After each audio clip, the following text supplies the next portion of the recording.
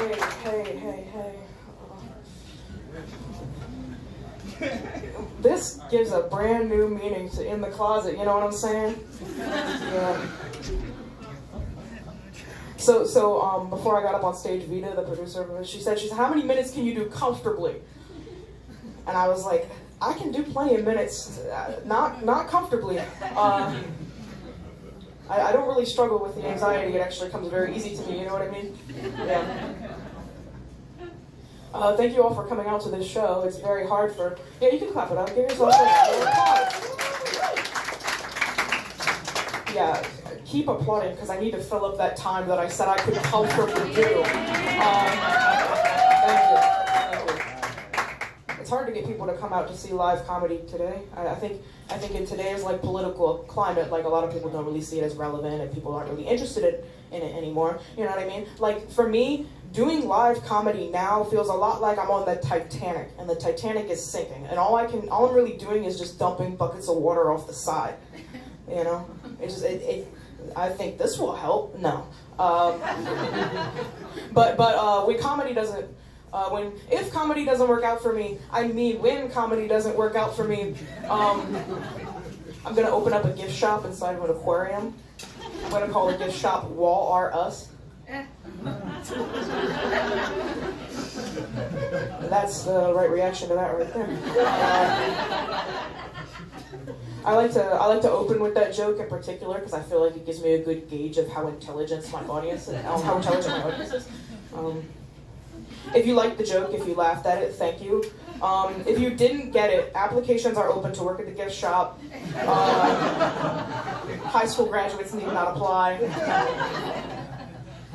It's a free country. I do what I want. You ever heard that phrase? Hear that phrase? It's a free country. I fucking hate when people say that to me. Oh, it's a free country. I do what I want. That phrase is only ever said by assholes who are about to say the most discriminatory, offensive shit ever. You know what I mean? Nobody has ever said it's a free country and then does something nice. You know what I mean?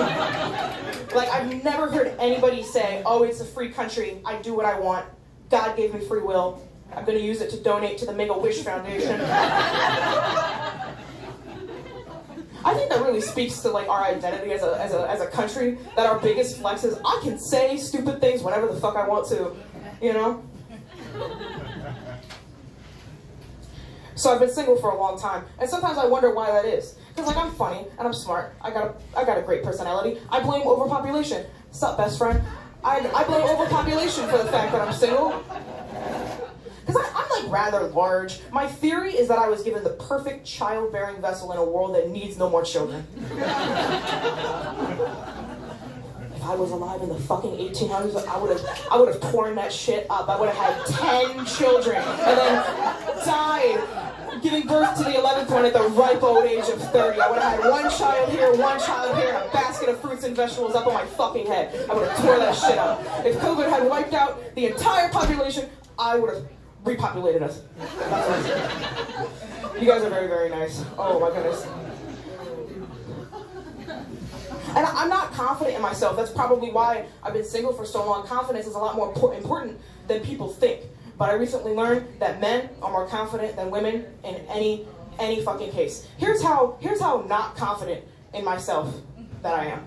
One time when I was in my teens, years ago, I went up to my mom and I said, Mom, I'm the most depressed of all your children, so I just want you to be prepared, because I feel like statistically, I'm the most likely to get addicted to very, very hard drugs.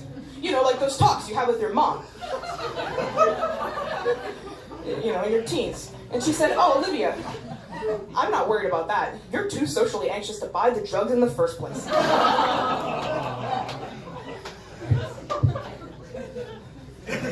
It was true. She didn't have to say it, you know.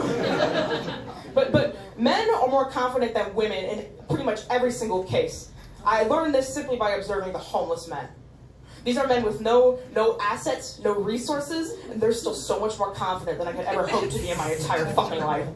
Like one time, I gave this homeless guy $5. I gave this homeless guy $5, and he asks for my phone number, and he asks to go on a date with me. I was like, it depends on who's paying, you know what I mean?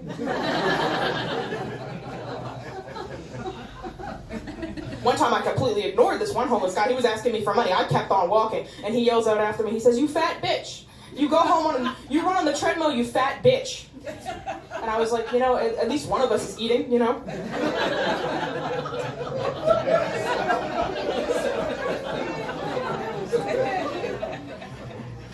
One time I was waiting at the bus stop and this homeless guy approached me, and he was like, "Happy Monday." It was a Tuesday, by the way.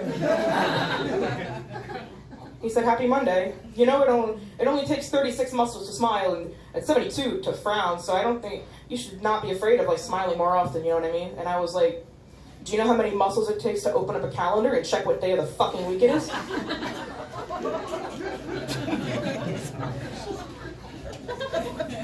That's how confident men are. Men will prioritize like talking to any women on the street over like knowing what the fucking date is. I don't even know how much time I have left. Oh, look at that. So, are you guys familiar with the Irish car bomb? This is my last joke. Irish car bomb. You guys are familiar with that? Irish car bomb is a glass of Guinness with a shot glass dropped inside of it. The shot glass has whiskey and Baileys in it. And I was looking into the name of this cocktail, the Irish car bomb. This name actually comes from this period in Ireland's history known as the Troubles, which was a period of religious tension between England and Ireland, and there were a lot of car bombings, riots, lots of people died, and it got me thinking a lot about cancel culture, because you know,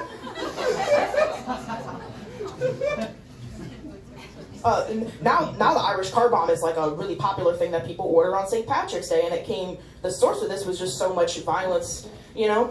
So in the true American spirit, I've actually come up with other cocktail names that are also offensive. I'll try to do this quick. The 9/11 Old Fashioned. That's an old fashioned served in a tall glass, the ice is crushed, and the waiter does that thing where they set it on fire before they bring it to your table.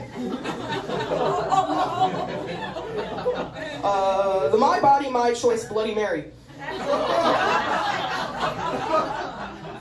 That's a Bloody Mary, but with baby carrots as the garnish. And you used to be able to like take the baby carrots off, but now that Roe v. Wade is overturned, you must eat the baby carrots whether you like it or not. Bud Light.